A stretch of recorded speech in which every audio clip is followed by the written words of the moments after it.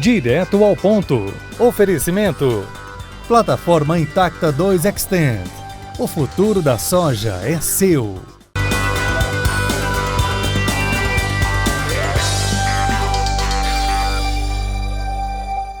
Olá, está no ar mais o programa Direto ao Ponto, falando aqui dos estúdios do Canal Rural Mato Grosso, conversando com o Cleito Gauer, que é superintendente do IMEA.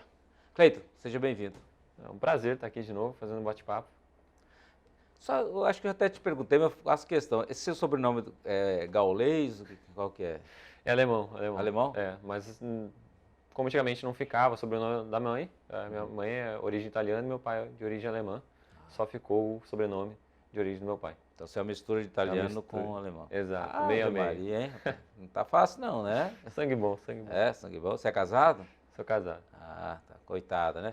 Mas enfim, brincadeiras à parte, Cleiton, eu queria conversar com você sobre a questão do Estado, né, em particular do Mato Grosso, que também faz um reflexo do agronegócio do Brasil inteiro. Queria que você falasse, nós estamos concluindo uma safra, queria que você fizesse assim, um retrato de como foi a safra 2021-22. Perfeito, acho que é importante contextualizar, principalmente esse ano que foi bastante conturbado. Na realidade começou muito bem, né? Se a gente fosse fazer um reflexo, olhar primeiro para a semeadura de soja lá, as chuvas começaram bem, a gente conseguiu semear rápido, teve uma evolução, a produção de soja do estado de Mato Grosso foi muito bem, até meados da colheita, onde a gente teve alguns problemas em algumas regiões que acabaram trazendo alguns reflexos, principalmente na hora de qualidade e também de perda para alguns produtores.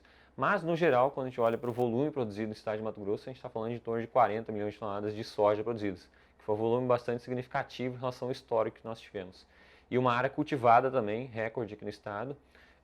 Se compararmos com um período histórico, a gente está falando de uma evolução bastante significativa nos últimos 20 anos e culminando em torno de 11,4 milhões de hectares cultivados nessa temporada. Já olhando para milho, segunda safra, então, já por conta dessa semeadura adiantada em relação à safra de soja e, consequentemente, uma colheita também adiantada, tivemos uma semeadura muito bem no estado de Mato Grosso. Contudo, o clima não colaborou, né? A gente teve uma sessão de chuvas, um corte de chuvas muito cedo. Então, em meados de abril, a gente não tinha regiões chovendo aqui no estado de Mato Grosso, que era comum. Que choveu depois, né? Choveu depois, a gente teve um corte de 20, 30 dias, e depois veio mais um período de chuvas logo na sequência, mas a gente já tinha praticamente consolidado as perdas aqui no estado. Nós não consolidamos a área de via satélite como de soja, para de milho ainda, mas a gente deve esperar e consolidar no próximo mês, mas até o momento a gente estima 6,4 milhões de hectares cultivados em segunda safra e uma produção em torno de 39 milhões de toneladas de milho aqui no estado de Mato Grosso. Isso é bom? Em volumes gerais absolutos, é um volume significativo, mas em relação ao que nós esperávamos inicialmente com relação à safra de milho, foi aquém do esperado, que a gente olha principalmente produtividade. Então o produtor, na média, a gente está estimando até o momento, precisa fechar também a estimativa junto aos produtores agora no fechamento da safra, né, como foi a média de todas as lavouras, porque principalmente as últimas áreas que o produtor está colhendo nesse exato momento foram as mais atingidas. Mas que sentiram bastante, de poder ter um potencial muito maior a ser produzido aqui no estado. Interessante. Aí eu queria que você, vou até aprofundar uma questão com você. A gente até vai ter uma reunião com o Ministério da Agricultura para tratar de China, né? Porque saiu um protocolo da China e que foi colocado lá. E o que acontece? O Ministério da Agricultura até estava prevendo de fazer a reunião e marcou a reunião de última hora, né? Inclusive essa semana ainda, né? Na sexta-feira, para fazer essa reunião. E é onde vai tratar de milho, farelo de soja e algumas coisas mais, né, do protocolo que ele fez. Então, mas é porque a China quer ainda fazer esse bendito, a importação este ano. Que se não fizesse essas reuniões, que é preciso fazer com as entidades e tudo mais, eu não poderia, o Ministério não poderia certificar e autorizar a exportação para a China. Agora, tem produto? Como é que está a venda de milho, farelo de soja, essas coisas? Como é que está isso aí? Tá. Com relação à safra de soja, a gente está praticamente fechado, né? Também a gente está caminhando já para o segundo semestre. Tem uma fatia que ainda vai sair, o produtor não comercializou na integralidade da safra, principalmente também por conta dos preços no último ano. Então o produtor comercializou, se a gente fosse olhar até meados da colheita, de um ritmo mais forte, deu uma segurada e depois começou a andar um ritmo médio histórico aqui do estado. Então, deve continuar ainda, tem uma fração em torno de praticamente 20% a 25% para ser comercializado, que pode tomar esse destino. mas que quando a gente olha para a soja, ainda em relação ao histórico, nós já mandamos esse produto para lá. Já olhando para farelo, as exportações de farelo vêm bastante aquecidas, então também, principalmente olhando o nosso principal produto. Até a gente não mandava farelo para a China? Nós mandávamos, só que em relação ao, exclusivamente esse ano, a exportação de farelo está muito mais forte que o histórico. Então por isso que a gente tem acompanhado isso de perto e principalmente como vai corresponder.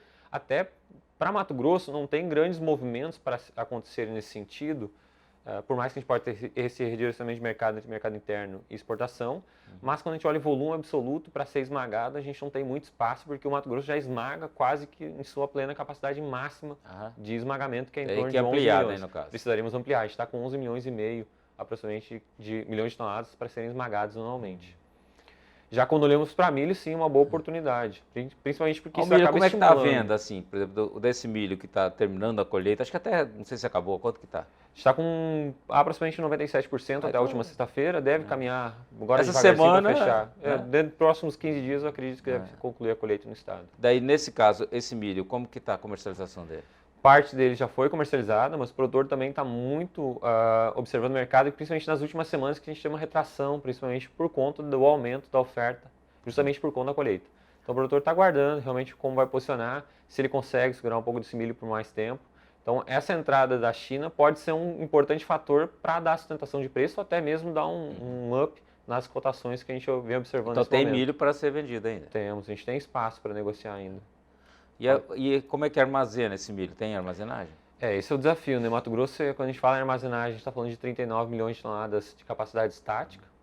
Então, é difícil estimar quanto que ainda tem de soja. 39 é só de soja, colhe, né? Isso, olhando o volume total, né? Mas quando a gente já estima também do que já foi exportado, o que já foi escoado, é difícil estimar o que está em trânsito ainda, porque tem um grande volume que fica nos caminhões para cá e para lá se movimentando. Mas que a gente for só olhar assim, no corte frio, a gente ficaria com uns 11 milhões de toneladas para ser esmagado aqui, que precisariam passar ao longo do segundo semestre, em torno de 6 milhões, se a gente fosse fazer um corte em 10 milhões de toneladas ainda em capacidade estática, e mais o restante, né, em trânsito. Temos uma fração para segurar esse milho aqui, tá? E tem uma parte que está no chão também nesse momento, que o produtor também está se organizando, na realidade, principalmente os armazéns estão se organizando, para dar conta de escoar isso, principalmente nos próximos 3 a 4 meses aqui no silo estado. bolsa é interessante, mas parece que você está acompanhando isso? Sim, ele tem um grande espaço aqui no estado e os produtores fazem uso dele, principalmente para essa armazenagem temporária. Então, quando não tem o espaço nos silos, coloca nos bags, segura ele dentro da propriedade para depois dar escoamento logo na sequência. Para tentar fugir, não ter espaço nos armazéns, o frete que se encarece nessa época, principalmente está todo mundo demandando caminhões, a hora que dá uma reduzida. E depois, se ele tiver o próprio armazém, conseguir escoar toda a soja, processar todo o milho que ele tem no armazém, jogar isso para ser beneficiado dentro do armazém dele. Agora, o que é interessante, a rentabilidade não foi como na safra anterior, mas foi uma rentabilidade positiva. Quando a gente olha em relação aos últimos anos, historicamente a gente está com uma rentabilidade positiva. O desafio é difícil chegar numa média, porque a gente tem produtores que foram bastante impactados pela seca. Esse ano foi um ano bastante atípico, bolsões de seca que realmente impactaram produtividades. A variação de produtividade foi bastante significativa, às vezes dentro do próprio município mesmo. Então, mas quando a gente olha na média, foi uma rentabilidade melhor, não vamos falar melhor, próxima do ano passado, mas colocando desafio para a próxima, que é o que acho que está todo mundo pensando e começando a refletir o que vai ser desenhado ano que vem. Agora, você estava no GAF, né, que é o Global Agribusiness Forum lá, e eu estava também. E aí, conversando com os jornalistas, toda hora eles me perguntam lá, poxa, como é que está a questão da cigarrinha?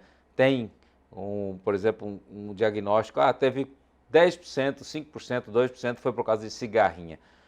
Vocês têm esse levantamento? A gente até tenta monitorar, a gente não conseguiu com profundidade, até esse é um dos desafios postos na mesa hoje, porque realmente ela tem se tornado um problema relevante aqui no estado. O produtor tem relatado cada vez mais. Senão fica só no chutômetro, né? Você liga para mim, para um produtor e fala, Cleiton, eu acho que tive 5% aí de perda com cigarrinha, né? Exato. A gente não conseguiu quantificar e mensurar esse impacto no estado, mas a gente sabe que está se tornando cada vez mais significativo, principalmente pelo aumento de pressão da praga que tem acontecido nos últimos anos. Para a próxima safra, para a gente encerrar esse bloco, vai ter aumento de área ou vai estar estabilizado? Com relação à soja, a gente já projeta um aumento em torno de 3%, principalmente. Todo ano, né? Mas o ano passado foi muito mais forte. Se a gente olhar o ano passado, a gente está falando de 10% de aumento. Porque principalmente naquele período o produtor conseguiu comprar um insumo mais barato e também os preços estavam favorecendo. Agora a gente está com os preços estáveis em relação à média do ano passado e os custos aumentaram significativamente. Entendi. Mas mesmo assim, quem projetou se aumentar a área já está e vai continuar fazendo esse movimento para esse ano. Para o milho ainda é um pouquinho difícil de mensurar, mas eu acredito que vai acompanhar principalmente o movimento da área de soja, até porque o produtor que cultiva a soja, ele cultiva o milho em segunda safra, realmente pensando na rentabilidade do sistema integrado. Perfeito, Cleiton. Nós vamos para o intervalo e já voltamos. Você não sai daí. Vai tomar um cafezinho e volta correndo para o sofá assistir, direto ao ponto.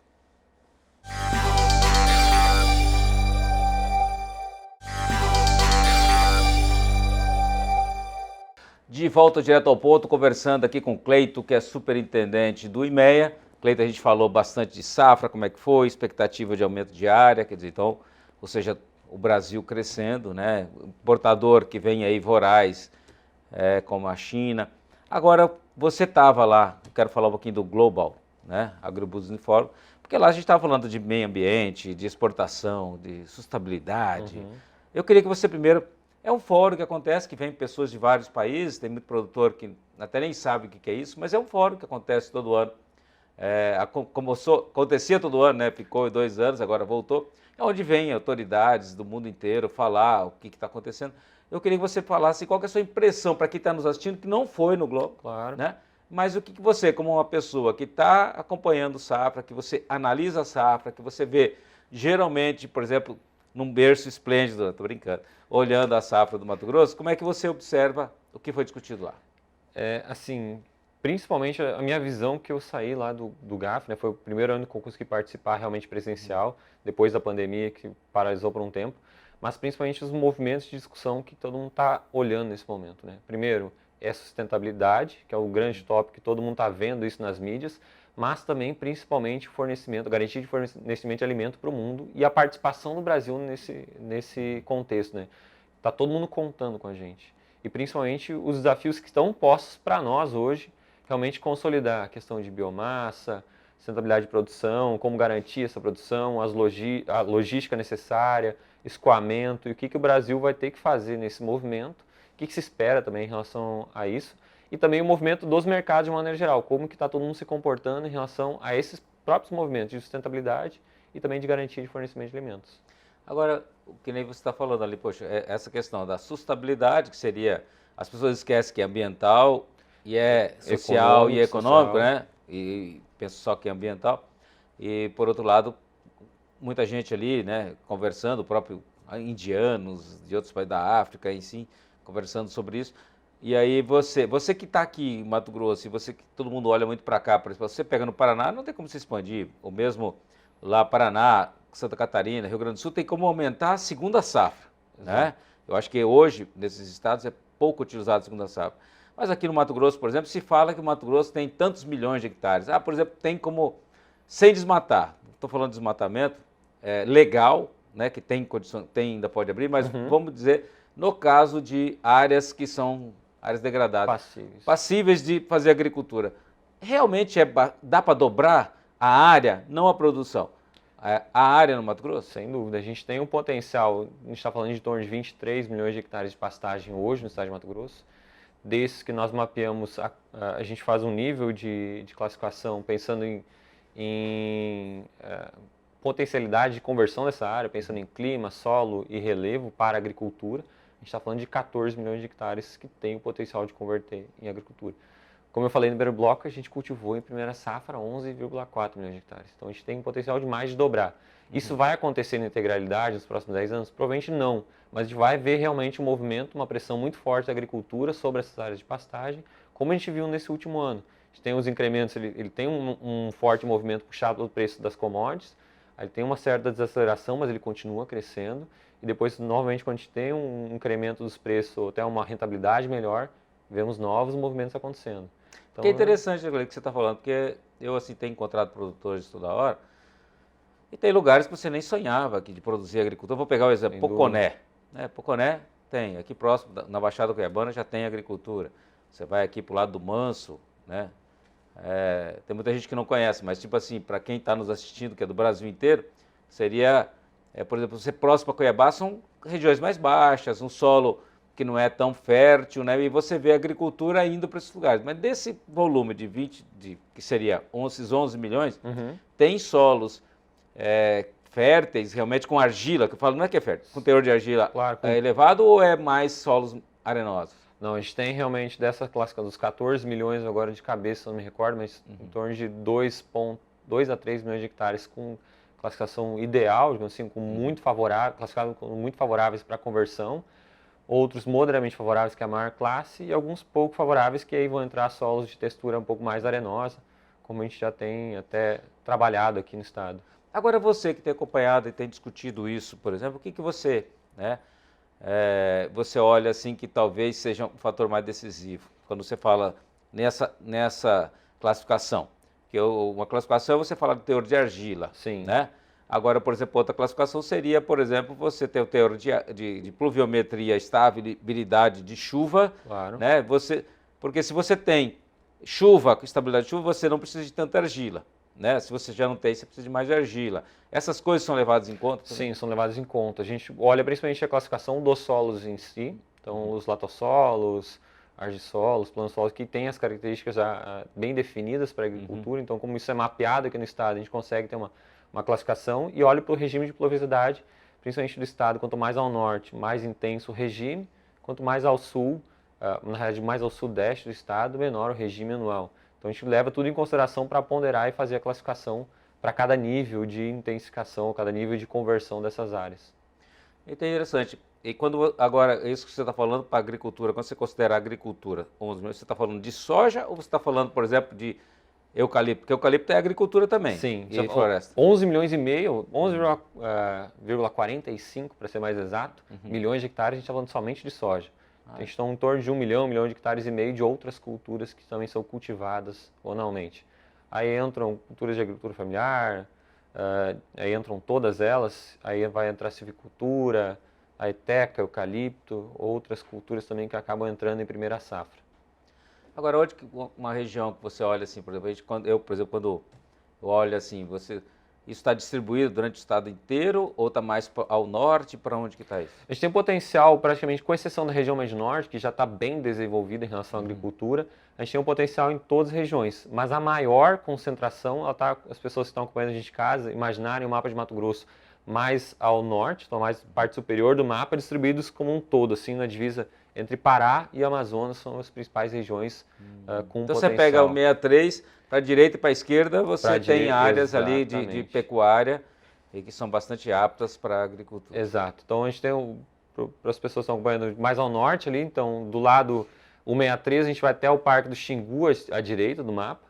E passando o Parque do Xingu também tem uma área que também é bastante interessante, região nordeste ali, que divisa com o Pará e Goiás, que também tem um potencial interessante. Então, eu acho que uma das coisas interessantes que você é o seguinte, muitas vezes porque tem muitas áreas que estão na mão de pecuaristas e o cara é aquela coisa familiar, ele está acostumado com aquilo, ele tem uma certa dificuldade de entrar na agricultura. Primeiro, porque você vai comprar uma colheitadeira hoje é 3 milhões e meio, 4 milhões, né? Uma plantadeira da mesma coisa. Então, hoje que você vai comprar um parque de máquina para plantar 1.000 hectares, hoje você vai gastar 10 milhões. Não sei se é isso, se eu estou falando besteira, mas pelo preço que eu estou vendo de máquina é uma fortuna. Não, investimento inicial, normalmente o que acontece, né? A gente até faz essa análise, é mais fácil esse pecuarista sair da atividade, repassar essa área arrendada ou até mesmo vender a propriedade, mas normalmente acontece primeiro com arrendamento e depois ele sai da atividade de maneira geral, porque é difícil ele voltar para a atividade depois para a pecuária nessas áreas.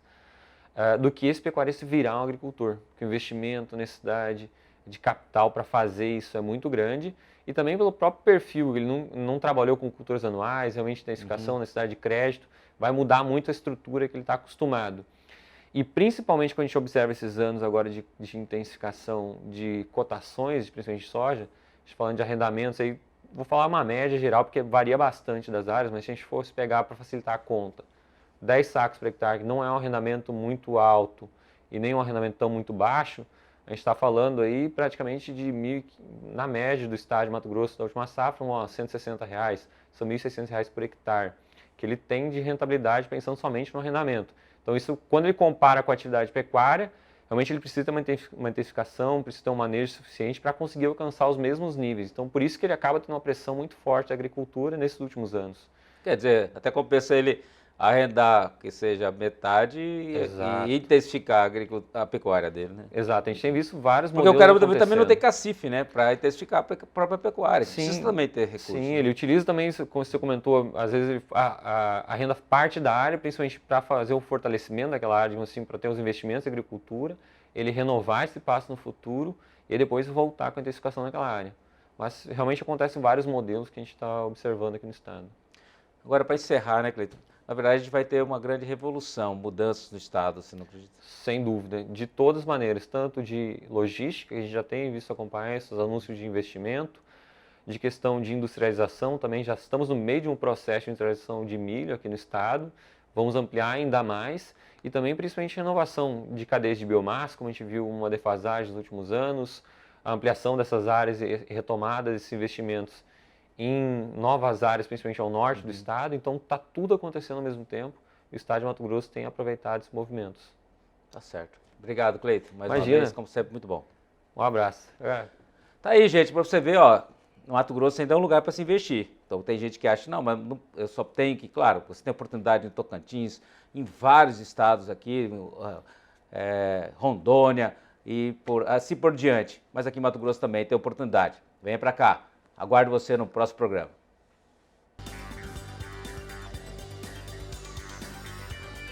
Direto ao ponto. Oferecimento. Plataforma Intacta 2 Extend. O futuro da soja é seu.